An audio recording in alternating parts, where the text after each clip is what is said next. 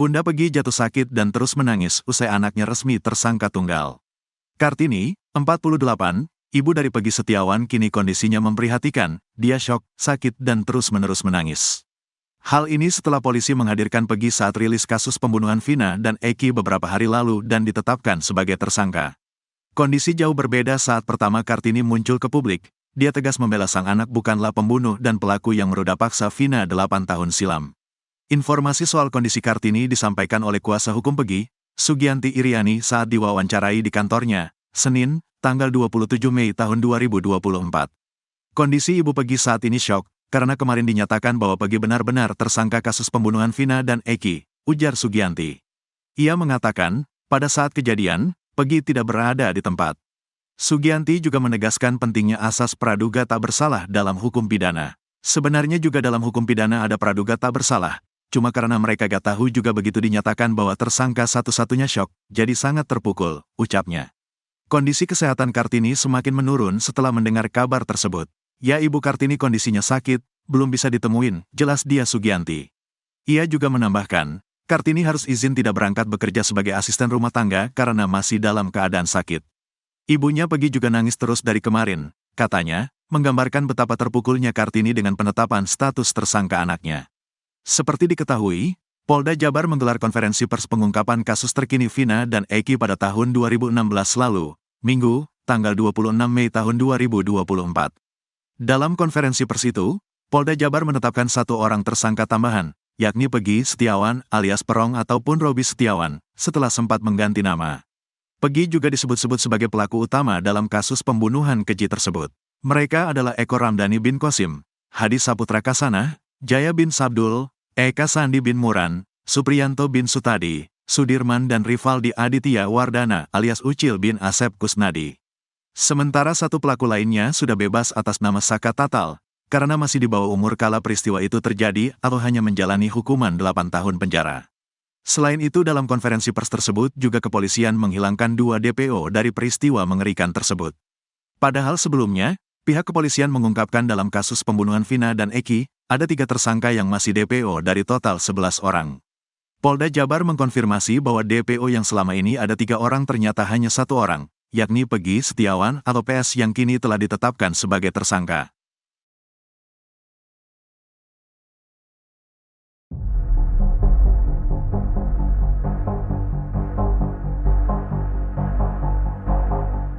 Ibunda Peggy DPO pembunuhan Vina Cirebon yakin bahwa putranya menjadi korban salah tangkap. Wanita bernama Kartini usia 48 tahun tersebut juga menyebut bahwa Peggy menjadi tumbal pejabat. Sebab menurutnya saat kejadian Peggy tidak berada di Cirebon dan sudah bekerja sebagai kuli di Bandung. Dilansir dari tribunnews.com, hal itu diungkapkan Kartini saat diwawancarai di kantor kuasa hukum Peggy di Desa Kepongpongan, Kecamatan Telun, Cirebon pada Kamis 23 Mei 2024. Kartini mengatakan bahwa dirinya telah bertemu Peggy seusai anaknya itu ditangkap pada Selasa 21 Mei 2024 malam di Bandung. Pasalnya dalam momen tersebut, Kartini memberikan pesan penguatan kepada Peggy agar tetap teguh dalam pendirian. Kartini pun mengatakan bahwa Peggy merasa bahwa dirinya menjadi korban dari kepentingan pihak-pihak tertentu. Kartini pun meyakini bahwa putranya tersebut tidak bersalah. Bahkan ia menegaskan bahwa saat peristiwa tragis pembunuhan Eki dan Vina terjadi pada tahun 2016 silam, Peggy tidak berada di Cirebon. Menurut Kartini, Peggy mulai bekerja di Bandung 3 bulan sebelum kasus pembunuhan tersebut terjadi. Peggy baru kembali ke Cirebon 4 bulan kemudian, tepatnya pada bulan Desember 2016.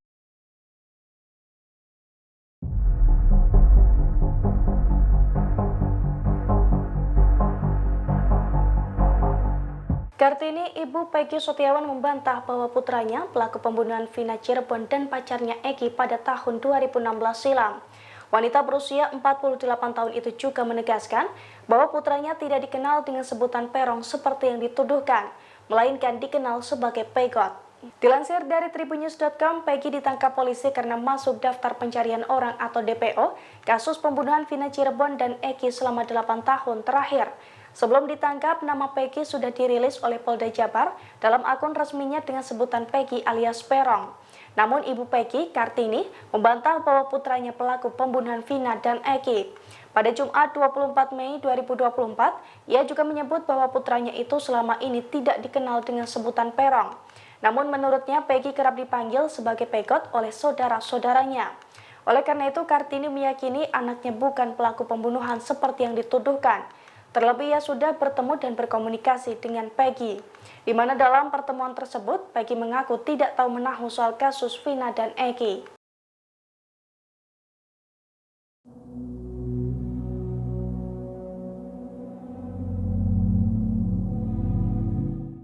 Sosok Peggy Setiawan alias Perong terus menjadi sorotan publik. Terlebih terduga pelaku pembunuhan Vina Cirebon itu dibela habis-habisan oleh ibu kandungnya bernama Kartini. Ibu Peggy memuji anaknya yang soleh, tetapi di sisi lain jejak digital mengungkapkan fakta lain. Menurut Kartini, anak pertamanya itu tidak pernah merokok, apalagi minum minuman keras. Bahkan Peggy disebutnya tidak pernah meninggalkan salat. Oleh karena itu, ibu Peggy meyakini sang anak tidak terlibat dalam kasus pembunuhan Vina dan Eki di Cirebon. Di sisi lain, pernyataan Kartini itu menjadi sorotan karena fakta sebaliknya terungkap dari rekam jejak Peggy di media sosial. Dalam akun Facebooknya, Peggy pernah berfoto sambil merokok. Bahkan foto tersebut diunggah pada 2015 atau sebelum kasus pembunuhan Vina dan Eki. Bahkan banyak juga foto Peggy sedang kongkow bersama teman-temannya. Ada pula foto motor warna pink dengan modifikasi dan beberapa stiker. Peggy juga pernah memposting foto sedang shisha dengan temannya. Selain itu, Peggy juga pernah memamerkan tato di bagian tangan kanannya. Tato yang berada di bagian dalam tangannya itu bergambar bintang dan berwarna merah. Bahkan saat ditangkap polisi baru-baru ini terlihat pada foto yang beredar jika Peggy memang memiliki tato.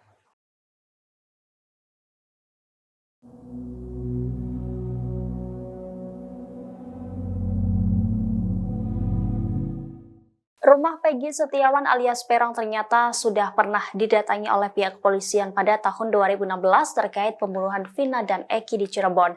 Namun saat itu polisi hanya membawa sepeda motor Peggy dan tidak ada proses hukum lanjutan.